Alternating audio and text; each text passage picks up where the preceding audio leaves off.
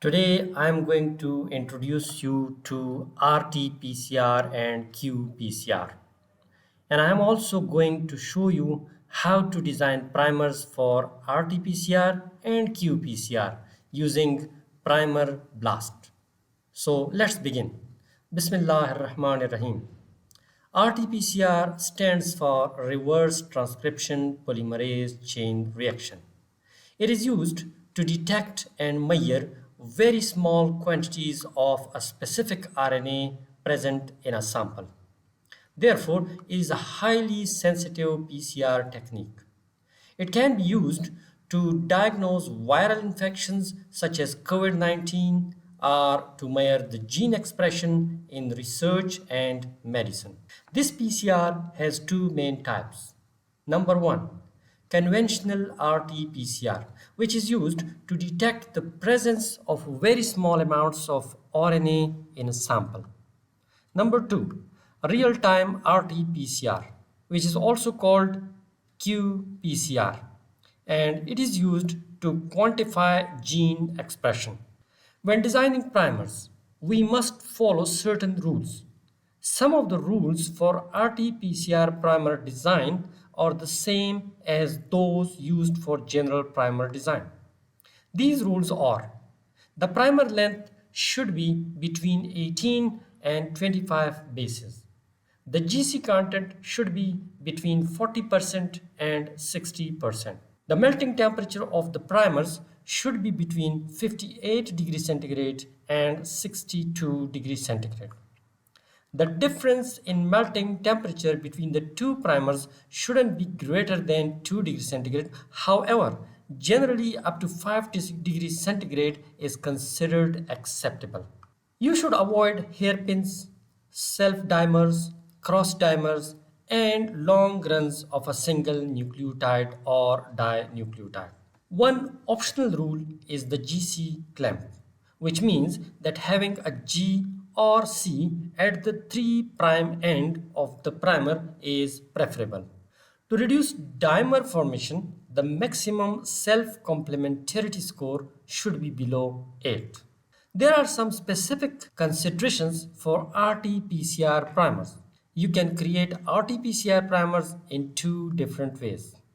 Number one, Exon junction primers, in which one of the primers must span an exon junction. Number two, exon to exon primers, in which one primer must be located in one exon and the other primer in another exon. These primers must not span the exon-exon junction. There must be at least one intron between the two primers. Another rule for RT-PCR is to use shorter amplicons. For qPCR, the optimal amplicon size range is 80 to 150 base pairs. However, 70 to 200 bases is also acceptable. On the other hand, for conventional RT-PCR, the amplicon size may range from 100 to 300 bases. If there is a known SNP, then you must avoid placing the 3' end of the primer on the variable position. The 3' end should not overlap the SNP site. Now, let me explain the two types of RT-PCR primers through animations. Number 8, exon-exon junction primers.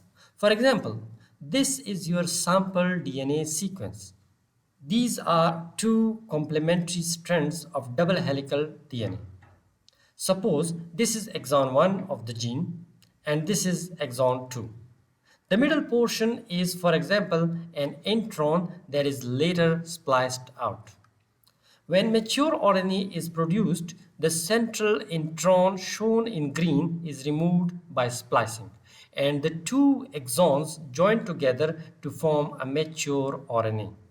This mature RNA doesn't contain any introns. Therefore, this represents the RNA from which cDNA is synthesized. In exon-exon junction primers, one of the primers must span the junction between the exons. For example, our forward primer spans this junction. One portion of the primer is complementary to exon 1 and another portion is complementary to exon 2. The reverse primer may or may not span the junction. For example, this primer doesn't span the junction. When PCR is performed, this region will be amplified.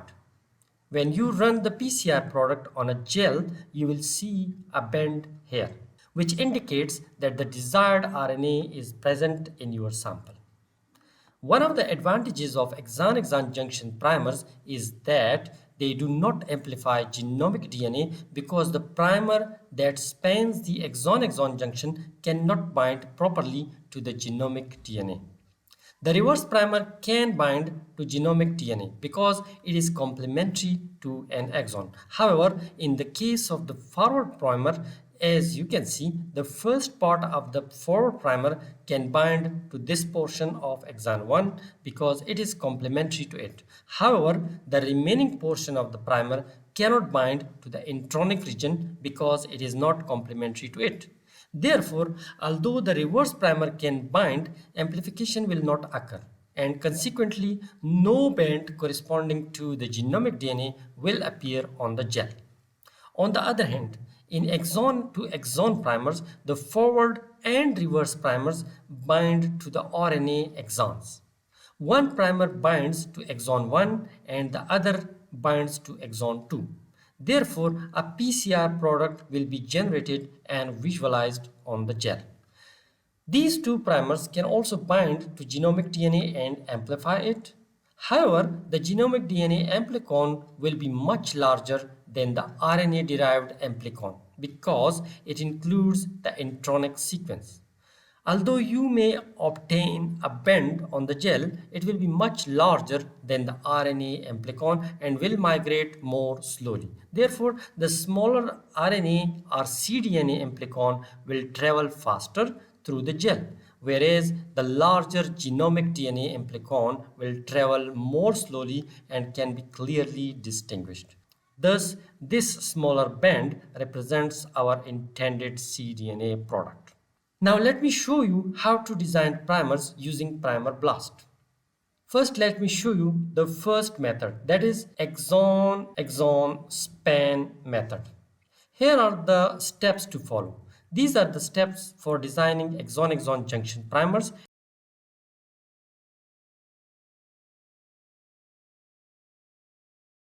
and these are the steps for designing exon-to-exon primers. Let's do it practically. First, let's come towards the first method, that is the exon-exon junction primers designing by Primer BLAST. First of all, search for NCBI on Google. Click here and open NCBI. Select the gene database and search for your desired gene. For example, I'm searching for glyceraldehyde 3-phosphate dehydrogenase, GAPDH. Search for it. Here's the link to the human GAPDH gene, and click this link. This page will open. Here you can see the details of this gene. It contains 10 exons. Here is the RNA transcript map. The green boxes represent exons while the thin lines represent introns. These are the different transcript isoforms, and these are the accession numbers of those transcript isoforms. You will need these accession numbers to design primers for a specific isoform. Now let's open this link. Here is the table showing the accession numbers of all the transcript isoforms. You can either copy the accession numbers from here, or if you want further details, you can click on these links. Let's open the first isoform. This page will open. Here is the accession number. Simply copy it. Now go to NCBI Primer BLAST.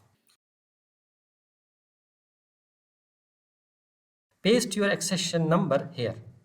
The PCR product size should be set between 70 and 150 base pairs.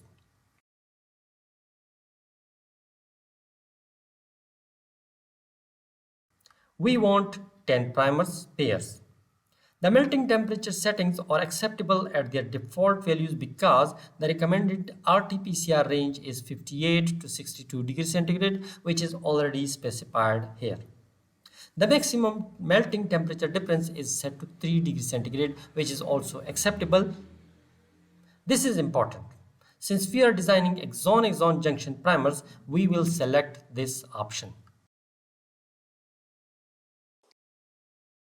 Now click Get Primers. Your primers are now ready. These are the primer pairs. As you can see, this primer spans this exon-exon junction, and these primers span these exon-exon junction positions. Here are the sequences of our primer pairs. This is the forward primer of our first primer pair, and this is the reversed primer. Here is the amplicon size. Our forward primer spans position 105 and 106 of the RNA sequence, which corresponds to the exon-exon junction point. These are all the non-specific RNAs that it may amplify. Here are the other primer pairs. Now let's open the FASTA sequence of our RNA and copy the forward primer sequence to see where it binds within the RNA.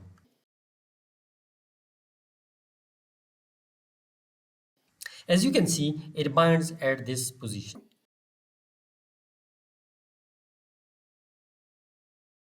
This primer spans this junction position. Let's copy the sequence from the beginning up to the end of the primer and paste it into Word to identify the junction point. As you can see, its length is 112 nucleotides. If you count backward, you can see that this position is 105, 106. It is located here. This is the exon 2 portion beginning at position 106.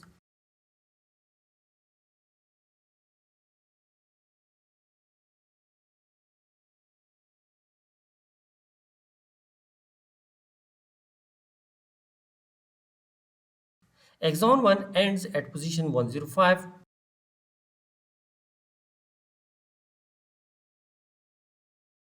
while exon 2 starts at position 106. This is the junction point. Therefore, our primer spans the exon-exon junction, and this confirms the design.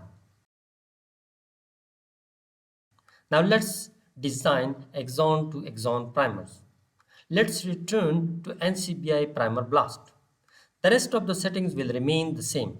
Only here, we will select the option primer pairs must not span an exon-exon junction. You will also need to check this option. It is compulsory for exon to exon primer design. Now click Get Primers. Here are our primers.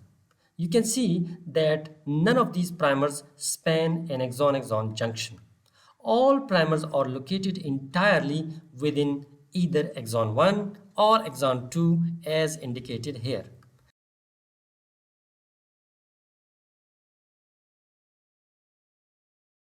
The intron length is also provided here. Here are the other primer pairs and their corresponding intron lengths. You can copy your forward primer sequence and verify whether it binds to your RNA sequence or not. So, this was all about RT-PCR and qPCR primer designs. Take care, and I will see you in the next video, inshallah. Kindly subscribe to the channel for more videos and tutorials like this. Please share this video with your colleagues and friends. Also, please give it a like. If you appreciate the video, I would be grateful if you could leave a comment. Thanks. Bye.